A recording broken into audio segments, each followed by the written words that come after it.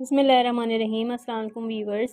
आज मैंने एक बहुत ही सीधी सादी और मासूम सी रेसिपी का इंतखाब किया है, यानी कि क्रिस्पी थ्रेड चिकन, जो कि आजकल यूट्यूब पे बहुत ज़्यादा मशहूर भी हो रही है। बनने में भी अच्छी होती है, देखने में भी अच्छी होती है और खाने में तो बहुत ही अच्छी होती है। आइए रेसिपी स्टार्ट करते हैं। इसके लिए मैंने 250 ग्राम चिकन के क्यूब्स लिए हैं। उसमें 1 चम्मच कुटा हुआ लहसुन मिलाया, 1 चुटकी ज़ीरा डालेंगे, आधी चुटकी हल्दी डालेंगे, 1 चम्मच नमक और 1 चम्मच ही मिर्च डालेंगे या हस्बे ज़ायका डालेंगे। 1 चम्मच सोया सॉस डाल के इसको अच्छी तरीके से मिक्स करने से पहले 2 चम्मच कॉर्नफ्लोर भी मिलाएंगे। अब इसको अच्छी तरह से मिक्स करेंगे ताकि कॉर्नफ्लोर जो है वो अच्छी तरह से कोट हो जाए बोटियों के ऊपर। अब इसमें हम एक अंडा डालेंगे। अंडा डाल के इसको अच्छी तरह से फेंट के मिक्स करके इसको मैरिनेट होने के लिए रख देंगे। तकरीबन आधा घंटा तो इसको चाहिए ही होगा मैरिनेशन के लिए।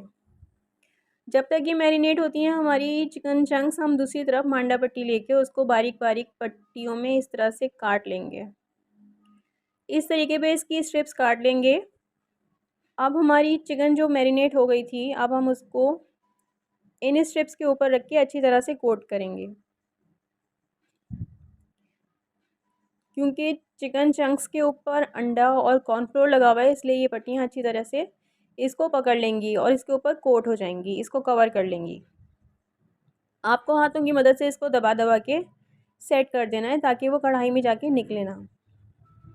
इस तरीके से देखिए जनाब, हमारे सारे चिकन चंक्स जो हैं वो तैयार हो चुके हैं। अब मैं इसको मीडियम टू लो फ्लेम पर फ्राई करूँगी।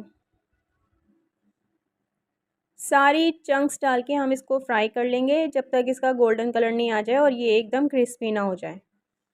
इस तरीके से देखिए जनाब, कितनी खूबसूरत क्रिस्पी थ्रेड चिकन बनके तैयार हो गई है और बहुत जल्दी तैयार हो जाने वाली रेसिपी है। अब इसके साथ हम एक डिब्बी तैयार कर लेते हैं फटाफट सी, जो घर में मौजूद चीज़ों से ही बनाएंगे।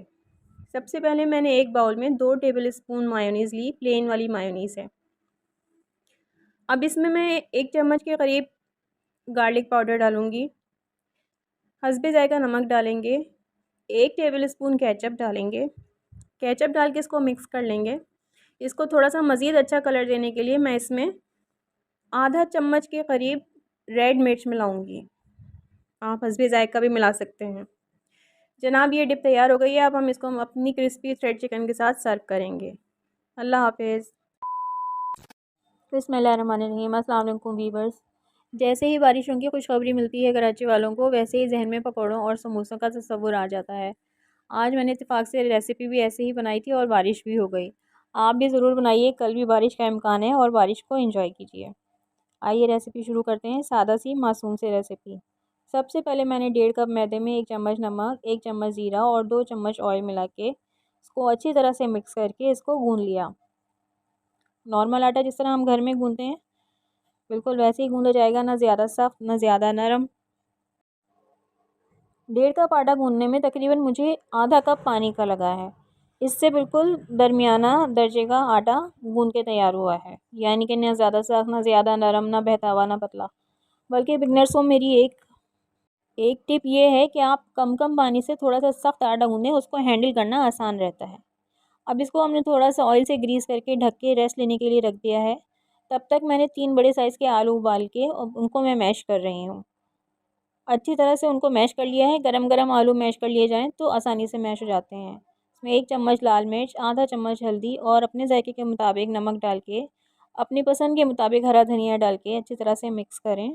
और जब ये अमेज़ा अच्छी तरह से मिक्स हो जाए तो फिर हम इसमें 2 चम्मच कॉर्नफ्लोर के डालेंगे। कॉर्नफ्लोर के डालने का फ़ायदा ये है कि जो हमारा बैटर है ये एक कढ़ाई में जाके बिखरता नहीं है। अब जो हमने आटा गूँधा था, हम उसका एक पेड़ा लेके उसकी एक रोटी सी बेल लेते हैं। ये मैंने चकला इसलिए रखा है ताकि अगर जब इसको हम काटेंगे रोटी को पिज़्ज़ा कटर से, तो सरफेस पे निशानात ना पड़े। एक निस्बतन बड़ी रोटी बेल ली है, जो आप देख सकते हैं कि चकले के बराबर ही है। इसके बिल्कुल सेंटर में एक कटोरी रख दें छोटी सी, और फिर इस पर आलू का जो हमने अमेज़ा तैयार किया था उसको अच्छी तरीके से फैला दें। अब कटोरी हटा दें और पिज़्ज़ा कटर से इसकी ट्रायंगल शेप में पतली पतली और लंबी लंबी ट्रायंगल्स काट लें, बिल्कुल इस तरीके से। यानी इस एक रोटी से तकरीबन 15-16 स्नैक्स बन के तैयार हो गए थे। अब एक हिस्से को उठा के ऊपर से रोल करते हुए नीचे की जानिब ले आएँ, जिस तरह आप वीडियो में देख रहे हैं। और इसकी जो लास्ट वाली टिप जिस पर हमने हमेशा नहीं लगाया था, जिसको हमने कटोरी से छुपा दिया था, वो यहाँ पर लाके इस तरह से चिपका दें। चाहे तो एक ज़रा सा कतरा पानी का भी लगा लें, वैसे ये यूँ भी चिपक ही गई थी। बिल्कुल इसी तरह से हम दूसरा स्नैक भी तैयार कर लेंगे। कितना सिंपल, कितना खूबसूरत और कितना बेहतरीन आलू का नया स्नैक्स बन के तैयार हो गया है।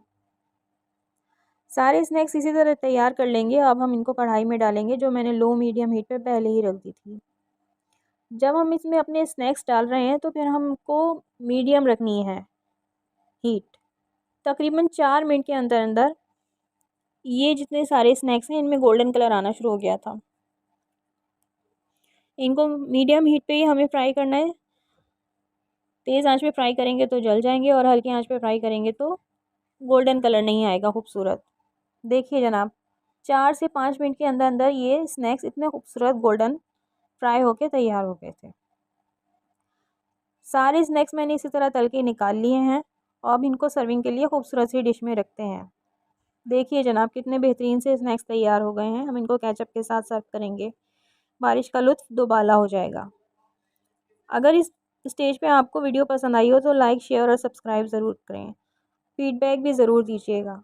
अब आप बारिश और स्नैक्स एंजॉय करें। अल्लाह हाफ़िज़।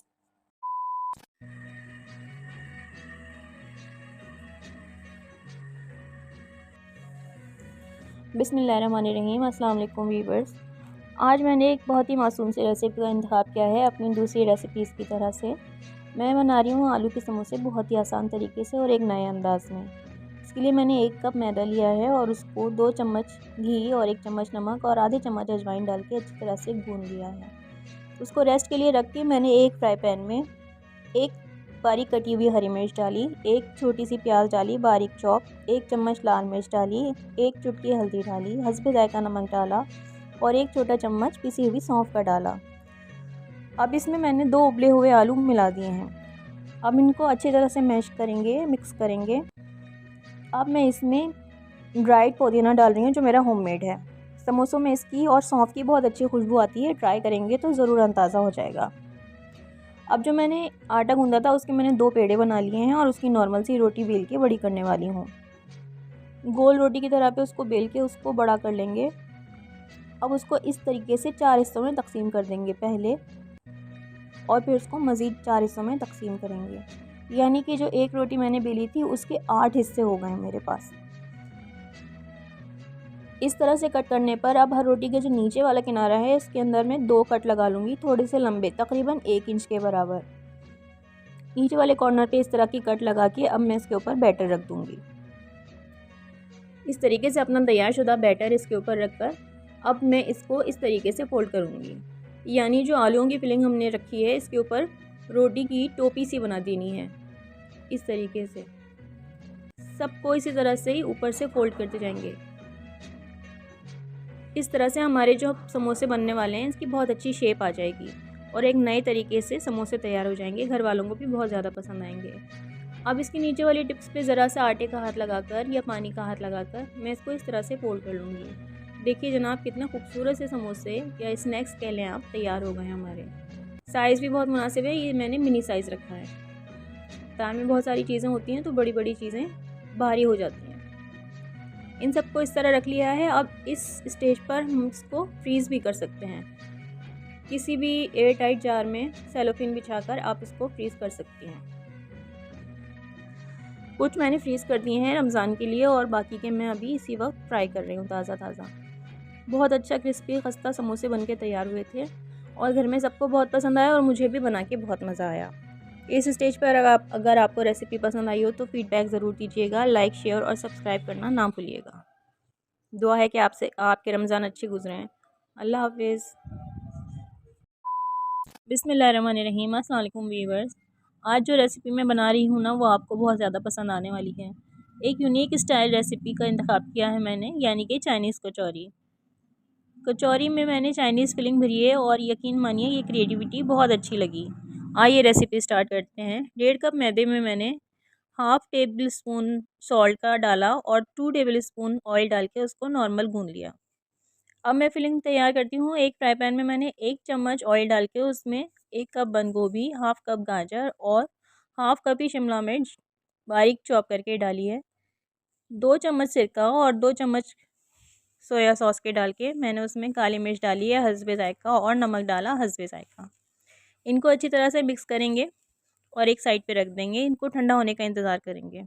जब ये ठंडी हो जाएगी सब्जियां हमारी, तो मैं इसमें नूडल्स डालूंगी जो मैंने पहले से उबाल के रखे हुए थे। उसमें टेस्ट मेकर नहीं मिले। नूडल्स डालूंगी जो मैंने पहले से उबाल के रखे हुए थे। उसमें टेस्ट मेकर नहीं मिलाया, सिंपल प्लेन नूडल्स डाल दिया। अब उसको एक साइड पे रख के हम अपनी कचौरी का पेड़ा तैयार कर लेते हैं। एक नॉर्मल सा पेड़ा रख के एक रोटी बेल ली, उसकी थिकनेस आप मुलायजा कर सकते हैं। इसके ऊपर ऑयल अप्लाई कर दें अच्छी तरह से और उसके ऊपर आटा डस्ट कर दें। ऑयल और आटा जितना अच्छा अप्लाई होगा उतनी अच्छे लच्छे नज़र आएंगे। अब उसको राइट हैंड से उठा के फोल्ड करें अंदर की जानिब और उसके ऊपर भी ऑयल लगा के आटा डस्ट करते हैं। अब लेफ़्ट हैंड वाला हिस्सा उठा के राइट हैंड वाले हिस्से पे रख दें और उसके ऊपर भी आटा और ऑयल अप्लाई करें। अच्छा, अब इनको डबल फोल्ड कर दें, एक दूसरे के ऊपर रख दें इसको।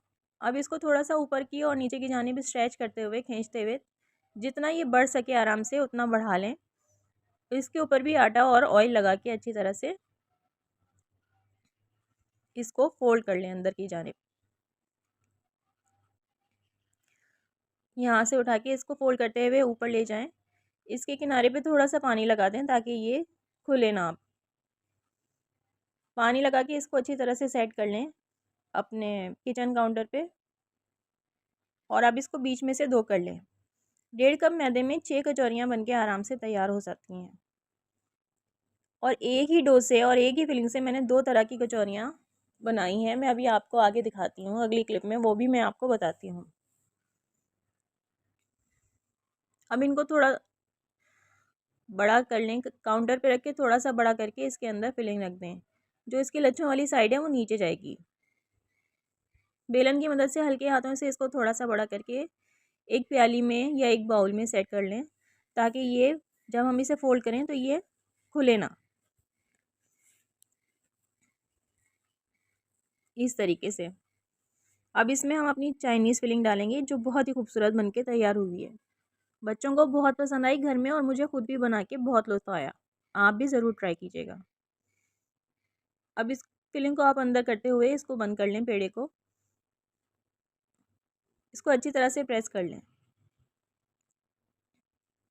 देखिए जनाब, ये है दूसरा तरीका। मैंने एक कचौरी को थोड़ा सा बड़ा करके उसको फिलिंग रख के और दूसरी कचौरी को उसके ऊपर रख के कवर कर दिया।